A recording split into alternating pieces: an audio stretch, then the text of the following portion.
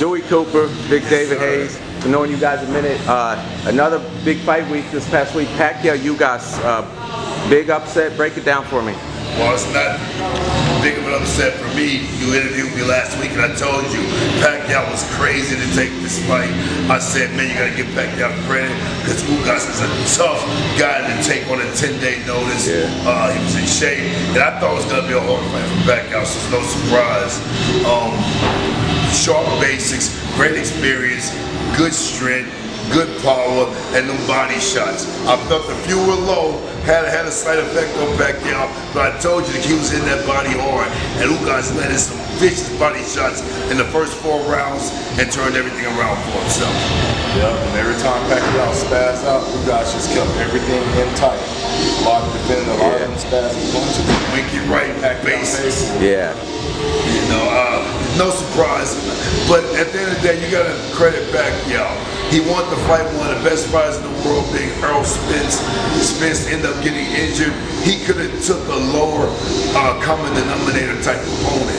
He took a tough guy who was already in shape training. So you gotta give him kudos for that, man.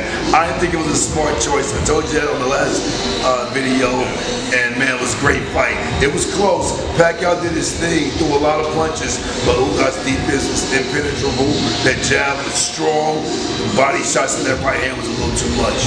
What do you think about the future now? It was going to be Crawford and Pacquiao. They're talking about Pacquiao, Spence. Now Ugas has risen.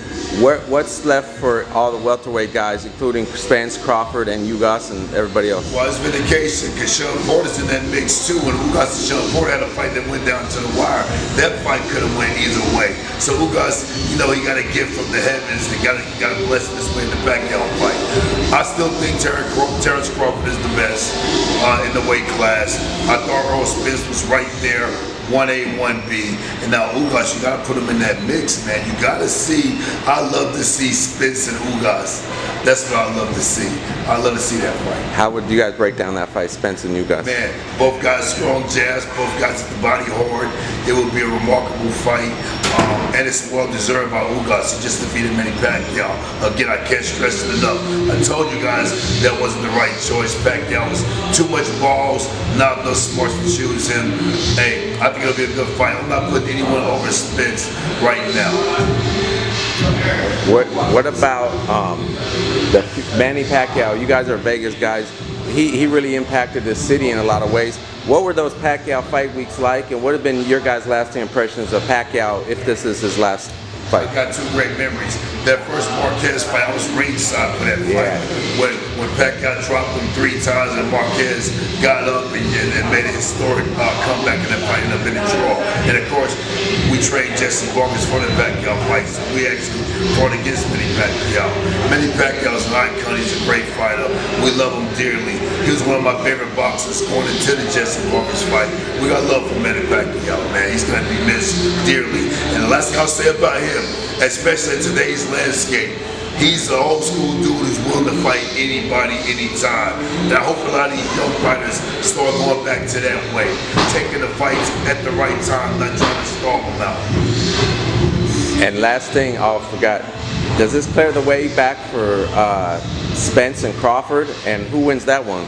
What do you say, Big D? Man, that's a tough one.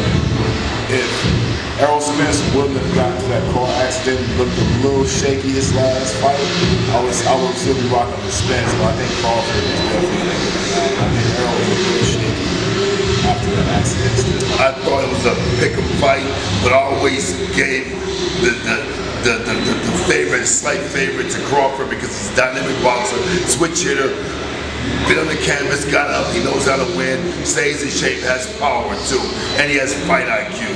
So in a fight like that, it could go either way because I still think Spence didn't lose much from the car accident, but I just think it would come down to just athletic ability and all that, and I would give Crawford the edge, a split decision victory. All right, great stuff, guys. Thank you.